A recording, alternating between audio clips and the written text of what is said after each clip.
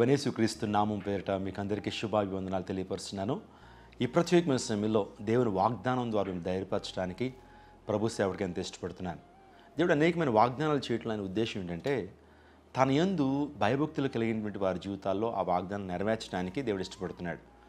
పరిశుద్ధ గ్రంథంలో there are some conditional promises and there are some unconditional promises are there.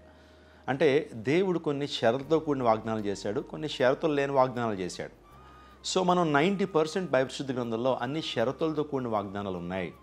అంటే దేవుని మాటకు విధేయత చూపించడం ద్వారా, దేవునికి ఇష్టలుగా ఉండటం ద్వారా, దేవుని ప్రేమించడం ద్వారా, దేవుని భక్తులు కలిగి ఉండటం ద్వారా, దేవుని నమ్మకంగా సేవించడం ద్వారా వాగ్దానాలను మన జీవితంలో నెరవేర్చుకోగలుగుతాం.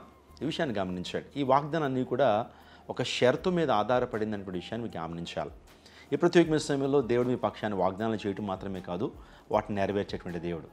అనేక మంది ఈ వాగ్దానాలు చూస్తూ దీవించబడుతున్నారు, శక్తిని పొందుకుంటున్నారు, అనేక మంది ఆదరణ పొందుకుంటున్నారు. మీరు రాస్తున్నటువంటి ఉత్తరాలను బట్టి, చేస్తున్న ఫోన్ కాల్స్ని బట్టి, ఇస్తున్న SMS-ని బట్టి, వాట్సాప్ మెసేజ్ని బట్టి ఎంతగానో సంతోషిస్తున్నాను. అనేక మంది చెప్తుంది ఏంటంటే, అయ్యా మీరు ప్రతిరోజు ఉదయం అందిస్తున్న వాగ్దానాలు మాకు ఎంతో దీవెనకరంగా ఉన్నాయి, ఆశీర్వాదకరంగా ఉన్నాయని. కాబట్టి మీరు ఏం చేస్తారంటే ఈ వాగ్దానాన్ని అనేక మందికి షేర్ చేయండి. వినేసి విడిచిపెట్టద్దు. మీకు షేర్ చేయడం తెలుసు, వాట్సాప్ స్టేటస్లు పెట్టడం తెలుసు. కాబట్టి ఒక్క నిమిషం కేటాయించి ఈ యొక్క వాగ్దానాన్ని మీ స్నేహితులకి, మీ బంధువులకి, మీకు ఎవరైతే తెలిసినటువంటి వారికి షేర్ చేయండి. వారు చూసినా చూడకపోయినా ఏదో ఒక రోజు వాటిని చూసి వారు రక్షణ పొందగలుగుతారు. కాబట్టి ఈ భారాన్ని మనం కలిగి ఉందా. ఈరోజు వాగ్దానాన్ని మనం ధ్యానం చేద్దాం. కీర్తనలో 59వ అధ్యాయము 16వ వచనం. నీవు నాకు ఎత్తైన కోటగా ఉన్నావు, ఆపద్దినమున నాకు ఆశ్రయముగా ఉన్నావు.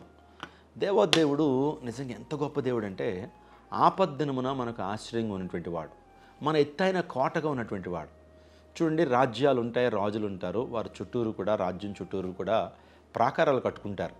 ఆ ప్రాకారాలు చిన్న చిన్న ప్రాకారాలు కాదు, చాలా పెద్ద ప్రాకారాలు కట్టుకుంటారు. ఎందుకు ప్రాకారాలు కట్టబడ్డాయి అని ఆలోచన చేస్తే ఆ ప్రాకారాలు దాటి శత్రు ఏ ఒక్కరు కూడా రాకుండా.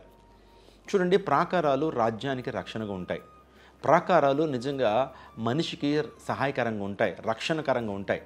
ఇంత సేమ్ వే మన జీవితాల్లో కూడా శత్రువు మన మీదకి రాకుండా, వ్యాధులు మన మీదకి రాకుండా, దురాత్మశక్తులు మన మీదకి రాకుండా, సాతానుడు మనను దొంగిలించకుండా, మనల్ని అపహరించకుండా ఉండటం కొరకు దేవుడు మన చుట్టూరు కూడా ఒక ప్రాకారంగా ఉన్నటువంటి వాడు. ప్రాకారంగా ఉండి ఆయన మనం రక్షించేటువంటి దేవుడు. ఆపద్దినమున ఆయన మనకు ఆశ్రయంగా ఉన్నటువంటి దేవుడు. ఆయన మన జీవితాల్లో ఆపద్దినాలు వస్తూ ఉంటాయి, అపాయకరమైన దినాలు వస్తూ ఉంటాయి, వ్యాధిగ్రస్తమైనటువంటి పరిస్థితుల్లోకి మనం వెళ్తూ ఉంటాం.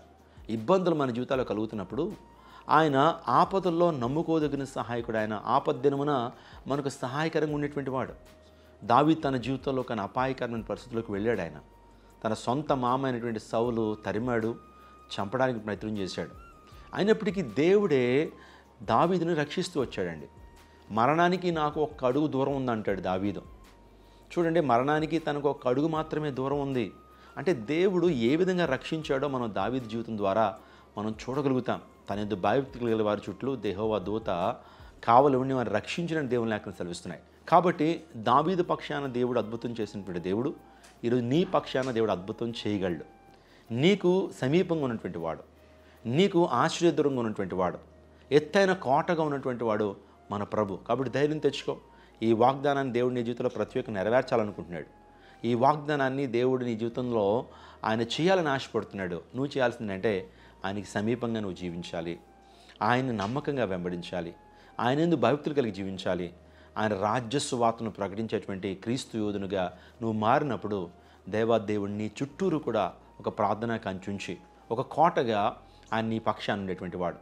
అనేక ప్రాంతాలకు నేను వెళ్తుంటానండి, అనేకమైన ప్రమాదాలు, ప్రతిరోజు కూడా ఒక ప్రమాదం నా జీవితంలో జరుగుతూనే ఉంటుంది. అయినప్పటికీ దేవాదేవుడు కోటగా ఉంటూ నన్ను రక్షిస్తున్నాడండి.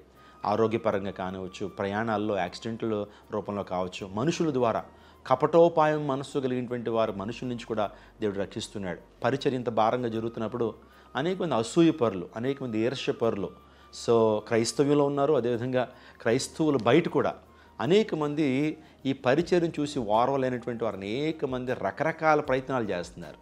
యూట్యూబ్ని హ్యాక్ చేయటమని, ఫేస్బుక్ హ్యాక్ చేయటమని చెప్పి ఇంకా రకరకాలైనటువంటి ప్రయోగాలు ప్రయోగిస్తున్నప్పుడు దేవుడు నాకు నా పరిచర్యకు కోటగా ఉండి ఆయన ముందుకు నడిపిస్తున్నాడు.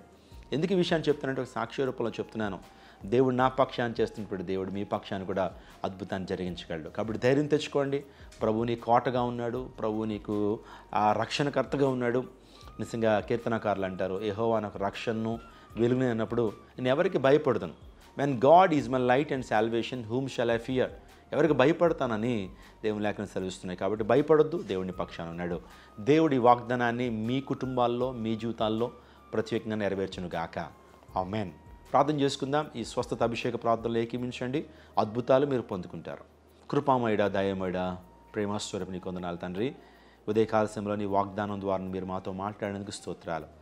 మీరు మాకు కోటగా ఉండేటువంటి దేవుడు, రక్షణకర్తగా ఉండేటువంటి దేవుడు, ఆపత్కాలను నమ్ముకోదగిన సహాయకుడు అని నేను ఆమెను మహింపరుస్తున్నాం. ఎంతమంది ఈ వాగ్దానాన్ని చూస్తున్నారో, ఎస్పెషల్లీ క్రైస్ట్ టెంపుల్ విశ్వాసులు, ఆన్లైన్ కుటుంబాలు నేను ఈ వాగ్దానం చూస్తున్నారు. వారి జీవితాల్లో ఈరోజు గొప్ప కార్యం జరిగించండి.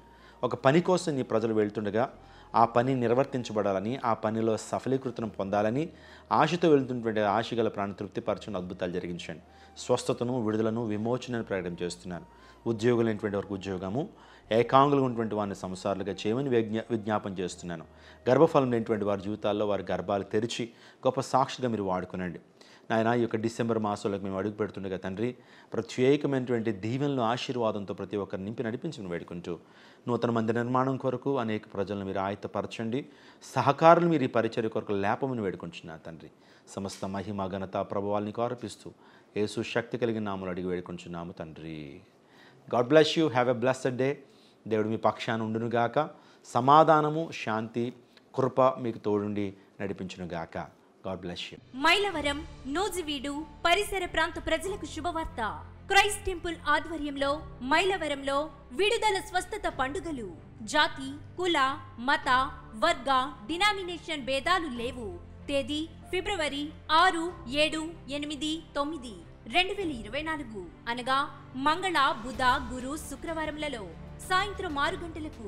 స్థలం లక్కిరెడ్డి హనిమిరెడ్డి స్టేడియం, దేవుడు చెరువు దగ్గర, మైలవరం. ముఖ్య ప్రసంగికులు ప్రపంచ వ్యాప్తముగా వాక్యమునందించి లక్షలాది మందికి దీవెనకరంగా ఉన్న మన దైవజనులు రెవరెండ్ డాక్టర్ పాల్ ఇమ్మానుయేల్ గారు మరియు శ్రీమతి నిస్సీ పాల్ గారు శక్తివంతమైన సందేశాలు అందించి ప్రతి ఒక్కరి కొరకు ప్రత్యేక ప్రార్థనలు చేయుదురు. హృదయాలను హత్తుకునే పాటలు, క్రైస్తవ నాటికలు, సాక్ష్యాలు, జవాబులు ఇంకా మరెన్నో. శ్రీమతి నిస్సీ పాల్ గారు మరియు క్రైస్ట్ టెంపుల్ గాయని గాయకులు అద్భుతమైన ఆరాధనలో నడిపించెదరు. 50 మంది క్రైస్ట్ టెంపుల్ గాయక బృందంచే అద్భుతమైన స్తుతి ఆరాధన. తెలుగు రాష్ట్రాలలో బహుబలముగా వాడబడుతున్న గాయని గాయకులు పాల్గొని దేవుని మహిమపరచెదరు. అందరినీ ప్రేమపూర్వకముగా ఆహ్వానిస్తున్నాము. కుటుంబాలతో రండి. దేవుడిచ్చే గొప్ప రక్షణ, స్వస్థత, అభిషేకాన్ని పొందుకొనండి. రండి, మీ దుఃఖము నాట్యముగా మార్చబడును.